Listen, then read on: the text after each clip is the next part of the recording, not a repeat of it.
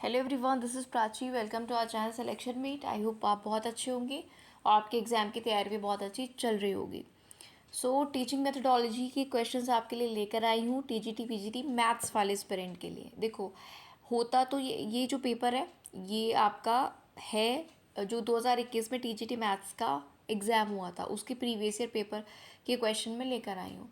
इनमें कुछ देखो, जो टीचिंग मेथडोलॉजी होती है ना सभी सब्जेक्ट्स में, उसमें कुछ मान लीजिए 10 क्वेश्चन आते हैं टीजीटी में, टीएम के, और पीजीटी में आते हैं 20 सवाल। तो जैसे 10 में से मुश्किल से 2 या 3 आपके बेस्ड होंगे मैथमेटिक्स पे, वो भी हुए तो। अदरवाइज जनरल एक साइकोलॉजी पर, मेथोडोलॉजी पर ही बेस्ड होते हैं। तो ये लगभग ये काम तो सभी के आएगा, क्योंकि मैंने आपको बोला है कि मैथ्स का पेपर है तो मैथ्स वाले इसको देखेंगे, लेकिन और लोग भी इसको देख सकते हैं, क्योंकि जनरल क्वेश्चन 6 से 7 आपको इसमें बिल्कुल जनरल क्वेश्चन मिलेंगे जो सबके एग्जाम में कवर हो सकते हैं और पूछे जा सकते हैं। सेकंड थिंग आपको बताऊंगी, इससे पहले पीजीटी के मैंने आपको मैथ्स के ही सब्जेक्ट के टीएम के क्वेश्चंस कराए हैं, आप देख सकते हो। DSSB के जितने PYQ मैं करा रही हूँ, पार्ट 1 जनरल पार्ट जो होता है उसके भी करा रही हूँ, जैसे जनरल अवेयरनेस हुआ, हिंदी हुआ, ये सब आपको एक साथ एक जगह मिलेंगे। प्लेलिस्ट में जाना इसी चैनल पर, DSSB PYQ नाम से आपको वो प्लेलिस्ट मिलेगी। उसमें जो अब तक मैंने कराए हैं PYQ आपको सब एक जगह मिल जाएंगे। अगर टीजीटी या पीजीटी मैथ्स वाले एस्पिरेंट को किसी डिस्कशन ग्रुप में ऐड होना है तो हमने अभी हाल ही में ग्रुप बनाया है टेलीग्राम पर, डिस्क्रिप्शन में जाना, वहाँ पर आपको लिंक मिलेगा हमारे official Telegram channel Selection Mate का। वहाँ पर आपको एक मैसेज ड्रॉप करना है, आपको वहाँ पर जो मेन जो ग्रुप है मैथ्स का उसमें ऐड कर दिया जाएगा। ठीक है, चलो अब बात करते हैं आज के सेशन की। आज मैं आपके साथ 2 पेपर डिस्कस करूँगी जो कि 2021 में हुए थे। क्योंकि 10-10 क्वेश्चंस पूछे जाते हैं तो 20 क्वेश्चंस इस सेशन में आप कवर कर पाएंगे। तो चलिए शुरू करते हैं पहले क्वेश्चन के साथ, और देखते रहना किस किस टॉपिक से आए हैं। साइकोलॉजिस्ट से भी क्वेश्चन पूछे जाते हैं, उनके बारे में कि उनकी क्या अप्रोच थी, किस पर उन्होंने काम किया, तो वो भी थोड़ा देखकर चलिएगा। पहला सवाल है, what does John Dewey emphasise on. जो जॉन डीवी है, इनका नाम आपने साइकोलॉजी में सुना ही होगा। इन्होंने किस पर जोर दिया, जॉन डीवी किस पर जोर देते हैं, तो ये देते हैं कि जो शिक्षा है वो एक सामाजिक प्रक्रिया है। जॉन डीवी का कहना है कि जो एजुकेशन है that should be a social process. जो हमारी शिक्षा एजुकेशन है वो एक सामाजिक प्रक्रिया होनी चाहिए, एक सोशल प्रोसेस होना चाहिए।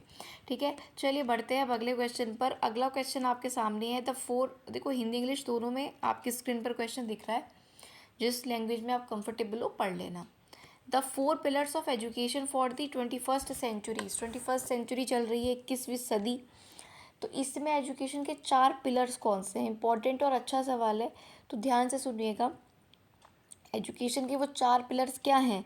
जानने के लिए सीखना, करने के लिए सीखना, जीने के लिए सीखना और बनने के लिए सीखना। ठीक है, learning to know, learning to do, learning to live and learning to be. ठीक है, क्लियर हो गया ये सवाल। अगले क्वेश्चन पर आते हैं।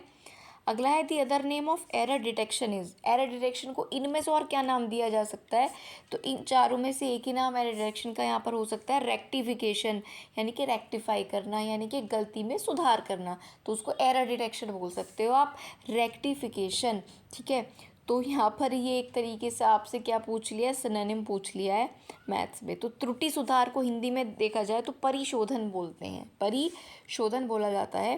क्लियर होगी बात। अगला सवाल, अगला आपके सामने है, find one of the groups of Biglan Becher typology of academic disciplines, यानी कि शैक्षणिक विषयों के बिगलान बीचर प्रारूप विज्ञान के समूह में से एक इनमें से कौन सा है, तो थर्ड ऑप्शन है, सॉफ्ट एंड अप्लाइड डिसिप्लिन्स, यानी कि व्यवहारिक और अनुप्रयुक्त अध्ययन विषय। ये स्पेसिफिक बिगलैन बीचर टाइपोलॉजी के बारे में सवाल आपसे पूछा है, थोड़ा हट के क्वेश्चन है, कह सकते हैं थोड़ा अजीब क्वेश्चन भी है। ठीक है, लेकिन इसको देख लेना। बिगलान बीचर प्रारूप विज्ञान शैक्षणिक विषयों के इनमें से समूह में एक कौन सा है, तो वो है सॉफ्ट एंड अप्लाइड डिसिप्लिन, व्यवहारिक और अनुप्रयुक्त अध्ययन विषय। अगला क्वेश्चन आपके सामने है, symbolic interactionism is based specifically on, जिसके बारे में जॉर्ज हर्बर्ट मीड ने बताया है। तो जो प्रतीकात्मक अंतःक्रियावाद है वो विशेष रूप से संचार पर आधारित होता है, यानी कि कम्युनिकेशन पर बेस्ड होता है। क्लियर हो गई इतनी बात, बढ़े आगे। चलिए अगला है आपके सामने social learning theory is one of the theories classified under socialisation theories. It is most closely associated with what. ये कह रहे हैं कि सामाजिक शिक्षा सिद्धांत जो है वो सामाजिकरण सिद्धांतों के अंतर्गत आता है. ये किसके साथ सबसे अधिक जुड़ा हुआ है? तो ये जो साइकोलॉजिस्ट थे एल्बर्ट बंडूरा, उनके काम से ये जुड़ा हुआ है with the work of psychologist Albert Bandura. यानी कि कहीं ना कहीं जो एल्बर्ट बंडूरा हैं वो सामाजिक शिक्षा सिद्धांत के बारे में बात करते हैं. ठीक, दो साइकोलॉजिस्ट की बात हो गई है, यानी कि साइकोलॉजिस्ट के बारे में थोड़ा सा आपको ज़रूर पढ़ लेना है. चलिए आगे बढ़ते हैं. डिस्कशन मेथड एम्स एट, जो आपके चर्चा विधि होती है, डिस्कशन करके तब आप पढ़ते हैं, तो वो किस पे फोकस्ड होती है? तो फोकस्ड होती है uniting and integrating the work. ठीक है, काम को एकजुट और एकीकृत तरीके से करने पर बेस्ड है चर्चा विधि यानी कि discussion method. I hope this is also clear to you. अगला क्वेश्चन आपके सामने है which of this is not a role of a teacher. इनमें से टीचर का एक क्या रोल नहीं है? चार ऑप्शंस पढ़ के देखते हैं कि क्या ऑप्शंस दिया है. पहला है शिक्षक को उच्च सत्यनिष्ठा का व्यक्ति होना चाहिए, सही बात है, और उसमें आत्ममूल्य होने चाहिए, बिल्कुल करेक्ट है. दूसरा है शिक्षक में एक जो है अट्रैक्टिव शिक्षक की पर्सनैलिटी होनी चाहिए, गहन ज्ञान और पेशेवर प्रशिक्षण यानी कि ट्रेंड होना चाहिए, सही बात है. फोर्थ कहता है सच्चा नैतिक जीवन उनका होना चाहिए, सही बात है. शिक्षक को छात्रों के माता पिता के रूप में कार्य करना चाहिए. This is not a role of a teacher. ठीक है, तो ये ध्यान रखिएगा, ये आपका ऑप्शन सही नहीं कर देना.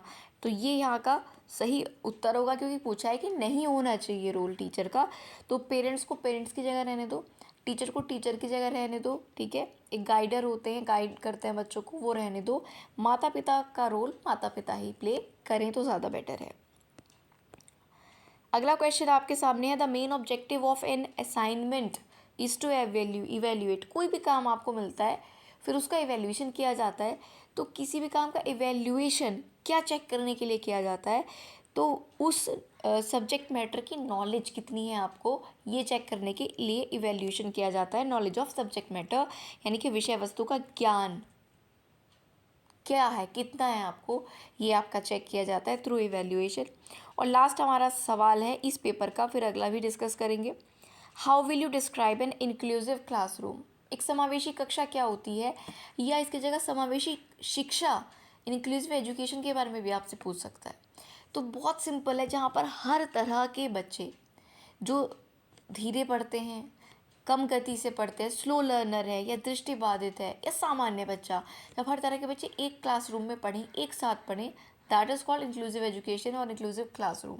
तो ये आपको ध्यान रखना है. यहाँ पर भी ये लिखा है कि एक सामान्य शिक्षा कक्षा जिसमें विकलांग और विकलांगता बिना के छात्र एक साथ सीखते हैं वो एक इंक्लूसिव क्लासरूम होता है. ठीक है, 10 क्वेश्चन हमारे यहाँ पर फिनिश होते हैं. एक चीज़ आपको बोलूँगी, हर वीडियो में बोलती हूँ, 100 नंबर का जो आपका जनरल पार्ट है ना, for both TGT and PGT, उस पर फोकस करो. और टीजीटी में जो 80 नंबर 90 नंबर आपके इन 10 क्वेश्चन के अलावा रहते हैं उन पर फोकस करो. और पीजीटी में जो आपके 180 क्वेश्चन, उसमें 20 नंबर की आपकी टीएम आती है पीजीटी में, तो उन 180 पर फोकस करो, यहाँ पर इन 90 पर, और बाकी 100 जनरल पार्ट पर तो फोकस करना ही करना है. बिकॉज सिलेक्शन कट ऑफ में आपको वही जनरल पार्ट लेकर आएगा. बार बार आपको मैं बोलती हूँ, उसमें आपको मैक्सिमम स्कोर करने का ट्राई करना है. तो उसको ये मत सोचो कि सब्जेक्ट ही पढ़ते जा रहे हैं, उसको आपने एक साइड नहीं. मैं हमेशा से पहले दिन से बोल रही हूँ, इक्वल लेके चलो दोनों को. ऑफ कोर्स क्योंकि आपको बहुत सारा कवर करना है सब्जेक्ट में, तो इसको भी आप कम नहीं रख सकते या कम टाइम नहीं दे सकते, तो इसको भी. और जनरल पार्ट को बहुत अच्छे से करिए, उसको आप अच्छे से कर सकते हो, उसमें बहुत अच्छा स्कोर कर सकते हो बहुत अच्छी मेहनत करने के बाद. इसमें कोई गारंटी नहीं है कि कितनी भी आप मेहनत कर लो आपका स्कोर अच्छा ही हो, आप ज़्यादा अटेम्प्ट कर पाओ. मैं सच्चाई बोल रही हूँ आपको. तो आप जो मैंने बोला है ना, ये 10 नंबर है टीजीटी में, सिर्फ पीवाईक्यू प्रैक्टिस कर लो, ज़्यादा इसमें परेशान होने की ज़रूरत नहीं है. टीजीटी वाले भी और पीजीटी वाले भी अपने सब्जेक्ट पर जो कंटेंट वाला पार्ट है और पार्ट जनरल पार्ट पर फोकस करो. ठीक है, अब मैं दूसरा क्वेश्चन आपको करा देती हूँ, इसीलिए मैं ये पीवाईक्यू आपको प्रैक्टिस करा रही हूँ, जिससे आपको कुछ इधर उधर आप जाते हो, यहाँ पर कम टाइम में आपको ज़्यादा क्वेश्चन प्रैक्टिस करा दूँ, और आपको कहीं और जाने की ज़रूरत क्या है. जब पीवाईक्यू आपको मिल रहे हैं तो आप कर सकते हो. वैसे आपकी चॉइस है, you are free to go anywhere. आप ऑफलाइन कहीं आपको क्वेश्चंस मिलते हैं वहाँ से भी पढ़ सकते हो.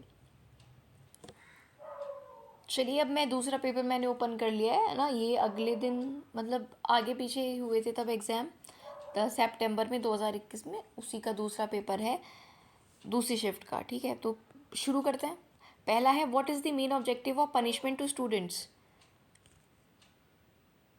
छात्रों को सज़ा देने का मुख्य उद्देश्य क्या है।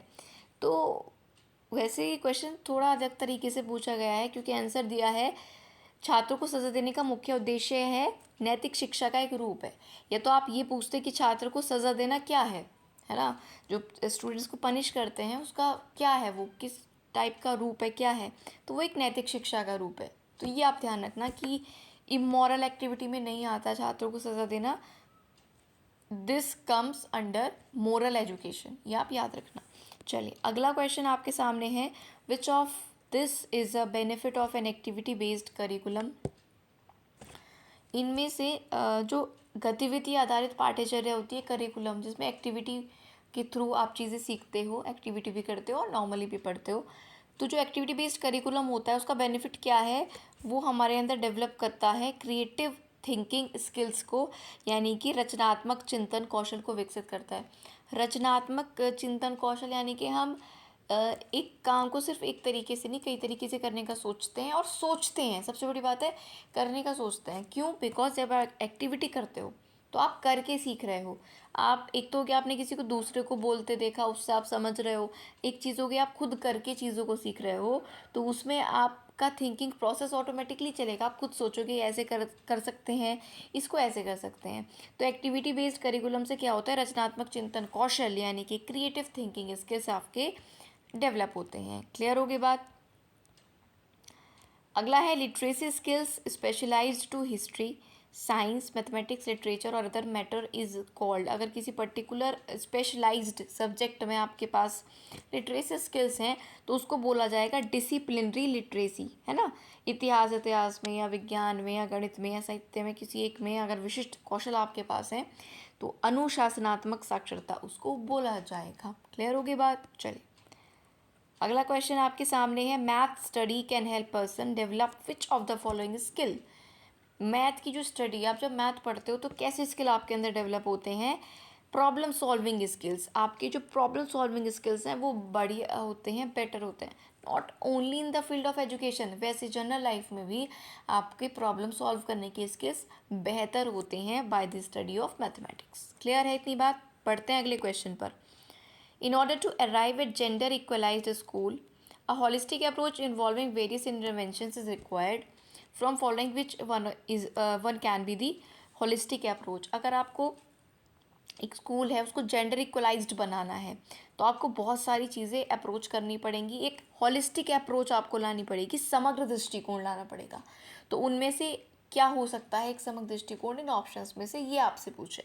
तो पहले ही ऑप्शन यहाँ पर सही होगा, लड़कियों और लड़कों की विशिष्ट आवश्यकताओं के लिए जो शिक्षण है, टीचिंग है और लर्निंग के जो प्रोसेस होते हैं उत्तरदायी बनाने के लिए आपको शिक्षकों को ट्रेन करना चाहिए उसके लिए। ठीक है, तो ये इसका सही उत्तर है। अगले सवाल पर आते हैं। अगला कहता है, gender differences can be noticed in relation to physical activities. Females are more into domestic activities whereas man are into. ये कह रहा है कि सामान्य तौर पर शारीरिक गतिविधियों में, शारीरिक गतिविधियों के बात कर रहा है ये, मेंटली नहीं कर रहा कि मेंटली कौन इंटेलिजेंट होता है, मेल या फीमेल। ये शारीरिक गतिविधियों की बात कर रहा है फिजिकल एक्टिविटीज़ में। ये नोटिस की गई है बात कि जो फीमेल्स हैं वो घरेलू कार्यों में ज़्यादा जुड़ी हैं, और तो मेल किस में जुड़े हैं ये पूछा है। तो मेल जो है वो मैनुअल लेबर यानी कि शारीरिक श्रम से ज़्यादा रिलेटेड होते हैं, और ये बात हम आप सभी जानते हैं। अगला क्वेश्चन है, narration is an art in itself which aims. Narration यानी कि कथन, किसी चीज़ को प्रेजेंट करना, है ना। तो कथन जो होता है वो अपने आप में एक कला है, किसी चीज़ को नरेट करना अपने आप में एक कला है, जिसका उद्देश्य क्या होता है, तो उद्देश्य सिंपल है, विद्यार्थियों को प्रस्तुत करना। कथन यानी कि कथन के द्वारा आप जो कहना चाह रहे हो वो बच्चों के सामने रख पा रहे हो, दैट इज़ कथन या फिर नरेशन आप इंग्लिश में बोलोगे। तो ये सिंपल है, विद्यार्थियों को प्रस्तुत करना ही इसका उद्देश्य होता है, या किसी को भी नरेट कर सकते हो। यहाँ तो बच्चों के संदर्भ में पूछा जा रहा है तो बच्चों को ही आप नरेट करोगे। अगला क्वेश्चन आपके सामने है, which of the following is not a characteristic of good information. अच्छी जानकारी की विशेषता इनमें से कौन सी नहीं है। तो अच्छी जानकारी वैलिड होनी चाहिए, बिल्कुल होनी चाहिए। विश्वसनीय होनी चाहिए, रिलायबल, ट्रस्टेबल, यस होनी चाहिए। टाइमली मिलनी चाहिए, बिल्कुल। कॉस्टली, नहीं नहीं नहीं, कॉस्टली का गुड इन्फॉर्मेशन से कोई कनेक्शन नहीं है, तो ये यहाँ पर सही उत्तर हो जाएगा। अगला सवाल आपके सामने है, which is the first step towards evaluating. जब आप मूल्यांकन करते हो, इवेल्युएशन करते हो किसी भी चीज़ का, है ना, किसी भी सब्जेक्ट का, किसी भी बच्चे का, तो उसके लिए फर्स्ट स्टेप क्या होना चाहिए इवेल्युएशन का, ये आपसे पूछ रहा है। तो फर्स्ट स्टेप होना चाहिए कि आप बताओ, आपको ये स्पेसिफाई करना है, डिफाइन करना है कि आपका पर्पज़ क्या है, और आपको बताना है कि आपके पैरामीटर्स क्या होंगे मूल्यांकन करने के, इवेल्युएशन करने के, किन पैरामीटर्स पर, कि ये इन क्या बेसिस होंगे, किस बेस पर आप इवेल्युएशन करोगे, क्या पर्पज़ है, ये आपको सबसे पहले बताना होगा। ये इवेल्युएशन का फर्स्ट स्टेप होगा। तो इस पेपर का लास्ट क्वेश्चन अब हमारे सामने आ गया है। Dash of the UNCRPD deals with the right to education of persons with disabilities. UNCRPD का डैश विकलांग व्यक्तियों की शिक्षा के अधिकार से संबंध है। तो ये आपका आर्टिकल 24 इससे कनेक्टेड है, ये आपको याद रखना है। क्लियर हो गई आपको इतनी चीज़, आशा करती हूँ। ये 20 क्वेश्चन आपके अच्छे से प्रैक्टिस हो गए होंगे, और कुछ लोगों को शायद स्पीड फास्ट लगी हो, तो मुझे बोल देना, मैं थोड़ा और स्लो लेकर चलूँगी नेक्स्ट वीडियो में, अगर आपको फास्ट लगा है। ज़्यादा इनमें कुछ एक्सप्लेन करने के लिए नहीं था, सिर्फ आपको प्रैक्टिस करानी थी, इसलिए थोड़ा स्पीड मेंटेन की है मैंने। अब मैं आपको एक दो चीज़ें बता देती हूँ, उसके बाद आप वीडियो को एंड कर सकते हो। देखो, जितने भी DSSB के PYQ हैं, आपको वो मिल जाएंगे, प्लेलिस्ट में जाना, इस नाम से प्लेलिस्ट है। जो मैथ के भी कराए हैं मैंने, TM के, और बाकी जनरल अवेयरनेस के हों या हिंदी के हों, वो सब कराए हैं। अच्छा, इस चैनल पर आप क्यों देखोगे, ये PYQ आपको बहुत जगह मिल जाएंगे, आप कहीं और देख के देखना या यहाँ पर देख के देखना। बहुत कम टाइम में आपको मैंने क्वेश्चंस कराए हैं। मैं हर सेशन जितना ज़रूरी होता है उतना ही समय लेती हूँ, बीच में कोई बात आपको नहीं बताती, है ना। कभी कोई ज़रूरी हुई तो बात अलग है, या एक दो में बोल दिया होगा, अदरवाइज़ वीडियो के शुरू में आपको जो कि ज़रूरी है देना इन्फॉर्मेशन, वो देती हूँ। जैसे कि किस एग्ज़ाम के लिए हम तैयारी कर रहे हैं, कितनी वीडियोस पहले आ चुकी हैं, कितनी आएंगी, वो सब। और वैसे वीडियो के बाद में जो कि आपके लिए ज़रूरी है, मैं अपने स्वार्थ के लिए आपसे कुछ नहीं बोल रही हूँ यहाँ पर, ठीक। तो PYQ देख लेना, आपको बेटर लगता है सही है, अदरवाइज़ खुद से आप कहीं से भी पढ़ सकते हो।